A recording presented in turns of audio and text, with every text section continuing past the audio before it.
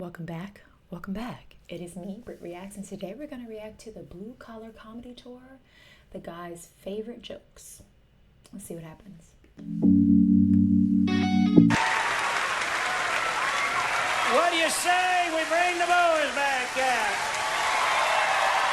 Mr. Bill Engvall. Mr. Jeff Foxworthy. Mr. Ron Tater Salad White.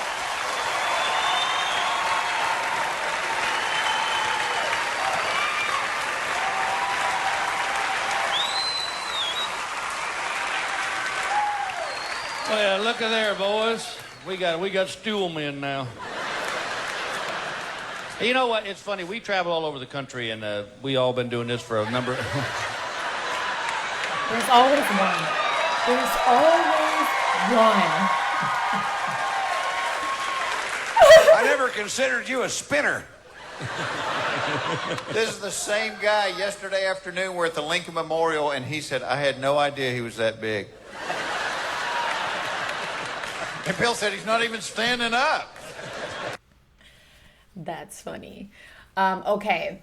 So many of you were like, you have to watch the Blue Collar Comedy Tour in response to me asking what else I needed to react to of Bill Engvall. And so I guess I assumed it was his tour, just his tour, the Blue Collar Comedy Tour. But it seems as if this is almost like the same thing as the Kings of Comedy, which was Steve Harvey, Bernie Mac, Cedric the Entertainer, and oh my gosh, I can't remember who the fourth person was.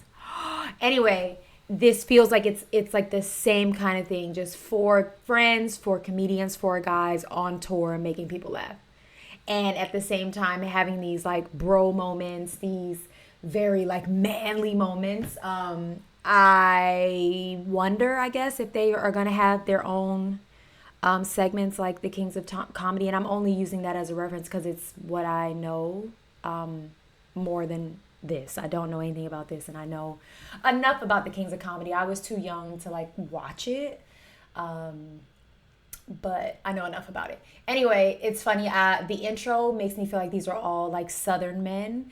I love it. He's like, oh, we got stools now, y'all. And then the other one's just twirling away. Like it just, like I have talked about this before, but I feel like men, no matter where they're from, the color of their skin, their religion, their tax bracket, whatever, men are not allowed to show joy and happiness and youthfulness and childlike behavior without being shunned and shamed. And it's like, men, they're still little boys, just like there's still a little girl dying to come out and play sometimes. And so it's just like, I love seeing men just being free and being fun. Now, ask my husband if he thinks I think that when he's being childish in my house. Probably not.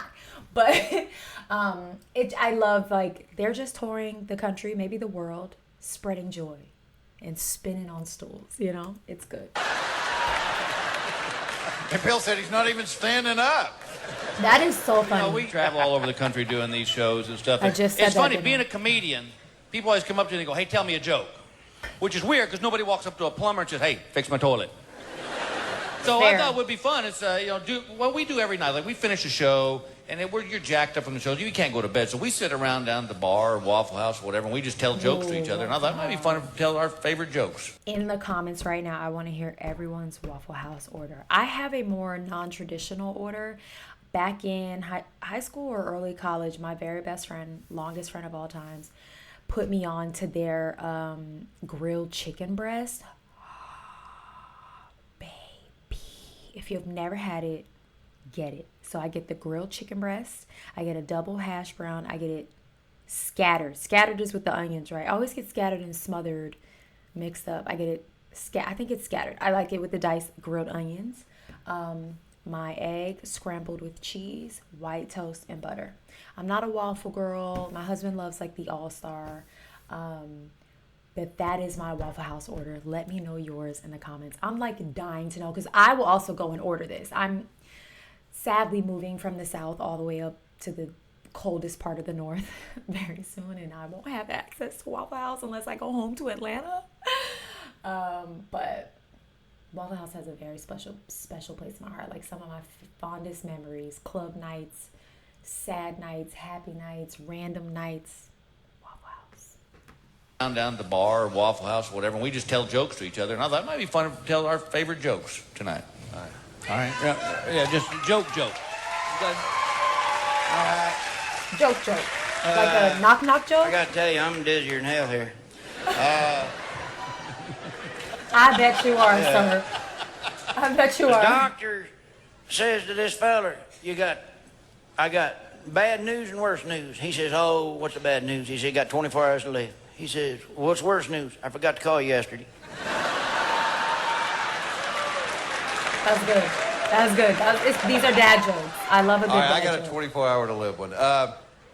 Guy gets up in the morning, 6 a.m., goes to the doctor. He looks familiar to me, like I've seen him on a sitcom or something. Please tell me if I'm crazy. If I'm not, I need you to tell me what show he is from. I love this. These are dad jokes. My father-in-law is a dad joke teller, and I die. Like, he could tell me a joke, and even if it's not funny, I'm just gonna laugh. My father-in-law and my uncle, both of them will have me in stitches with their like knock jokes.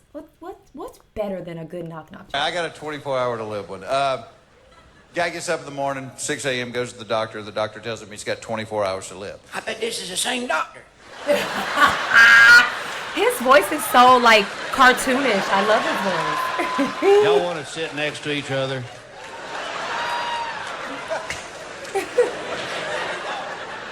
I agree with him. So that night when the guy's going to bed, he tells his wife, he said, I've only got a few hours left. He said, I want to make love to you just as many times as I possibly can. And so they do it once, twice, 3 times, and then they fall asleep. Well, about 4:30 in the morning, the guy taps his wife on the shoulder. He goes, I want to make love to you one more time. And she goes, you know, that's easy for you to say, Jerry. You don't have to get up in the morning. Oh.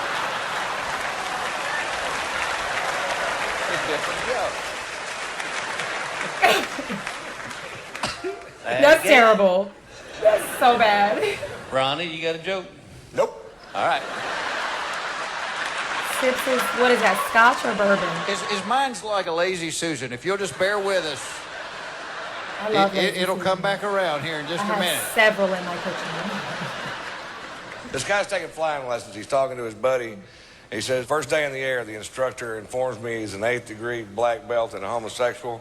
And if I don't succumb to his sexual advances, I have to jump out of the plane. And his buddy goes, well, did you jump? And the guy goes, yeah, a little at first.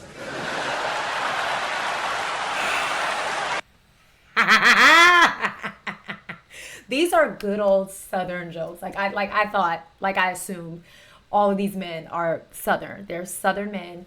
They sit around. They're inappropriate as all get out. They're tipsy, if not beyond. They got their cigars. One's probably chewing tobacco, not tobacco, and spitting it out like a camel. Like there's Budweisers everywhere. They maybe even are sitting in the back of a pickup truck. Like this is the South. This is the South. You know what I mean? Like that's gross though. Did you jump? A little at first. Like what?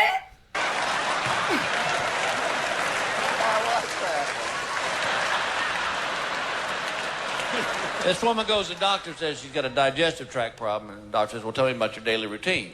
She said, well, I get up at 6:15 every morning and make my family breakfast, and at 8:15 I have a bowel movement. He goes, well, let's take an x-ray and see what the problem is. So he takes an x-ray and goes, well, there's the problem right there. You got 3 worms in you. We're going to have to operate. First worm goes, did you hear that? The second one says, yes, I did. He goes, what are you going to do? He goes, well, I'm going to hide behind the heart. Other worm says, well, I'll hide behind the liver. And the third one says, I don't know about the rest of you fellas, but I'm catching you 8:15 out of here. I did not know where that was going. I had no idea where that one was going. He's tickled. That's funny. All right, let me try one more here. He's so country. I love it. Where is he going? The show was running a little long for some of us. Oh, refill. He needed a refill. What is that, Johnny Walker? He needed a refill. Oh, he poured it to the brim.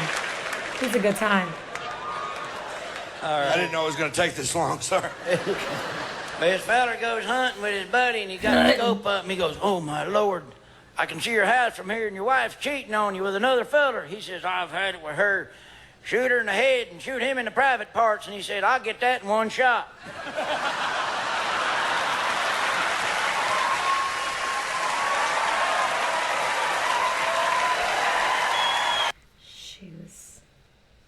She was on her knees praying to the Lord.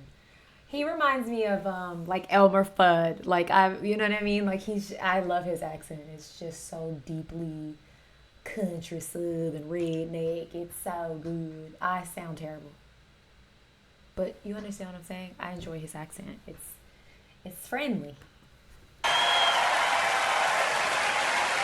He also kind of looks familiar. Like I gotta admit, the show. preacher told me that last week. The preacher. I told you she was on her knees praying. I told you. This guy's mother-in-law comes to live with him.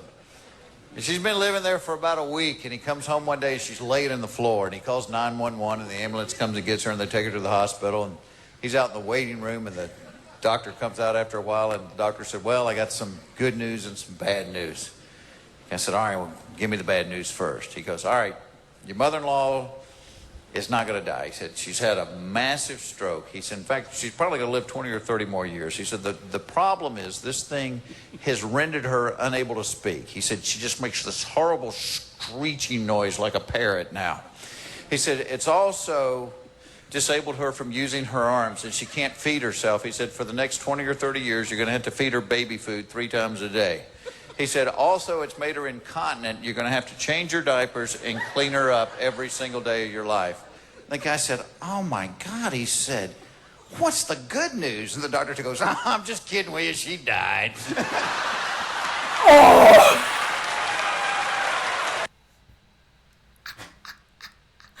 After all of that, that could very well be the best news. Because what? This is fantastic. This is so good. That's a good one.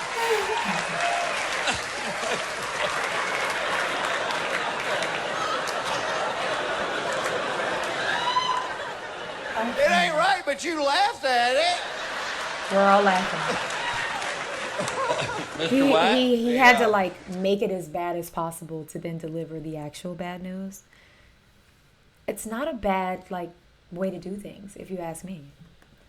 There's a cruise ship, and there's a magician that works on the ship, and the captain had a parrot, and he liked to go to the show every night, but the parrot understood the show, and because he could talk, he would give away everything, you know. He's putting it in his sock, Brock. He put it up his sleeve, Brock. It's in his hat, Brock. And the magician just hated this bird, and one night he just snapped, and he pulled out a pistol, and he shot the bird, and the bird ducked, and the bullet hits a propane tank and blows the cruise ship to 1 billion pieces. The only survivors are the parrot and the magician, and they're floating out in the ocean on 2 little pieces of wood. And the parrot goes, all right, I give up. Where's the damn ship?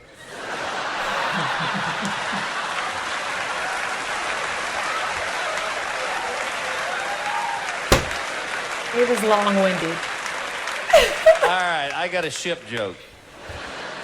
Back in the 1800s, this wooden warship was out cruising the ocean. I wanted to believe that this was rehearsed, but the fact, maybe it is, I don't know, but it feels a bit improv in the fact that like one will tell a joke and then he's like, oh, I got a joke along the same lines. Whether it's rehearsed or not, I don't care because it feels improv and it feels kind of like you're like in the basement with your dad and his friends when you're supposed to be sleeping, you know, and you're getting all the good, the juicy tea. So I don't mind it. I'm interested to know whether or not they like sat around and rehearsed this because it feels very, very freestyle. Back in the 1800s, this wooden warship was out cruising the ocean. And the guy in the crow's nest says, Captain, there's an enemy ship on the horizon. The captain turns to his assistant and says, bring me my red shirt.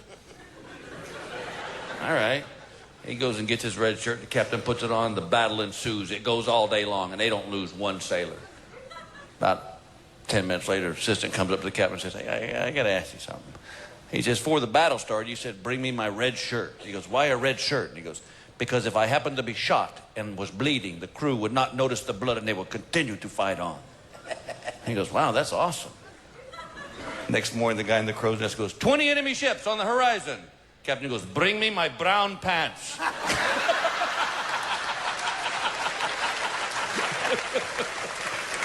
He pooped himself. That was very enjoyable. Now I understand, guys. That was very enjoyable. They're funny. Like I said, it just feels like good old like dad jokes. You're just, along for the ride. Let me know who the other three gentlemen were. I don't know them by name. Two of them looked familiar to me, like maybe I've seen them on a TV show or in a movie or something, but I'm not sure. As you know, I think Bill Engvall is hilarious, and he was nothing short of that just now. I hope you enjoyed it, and I hope you have the day you deserve. Bye.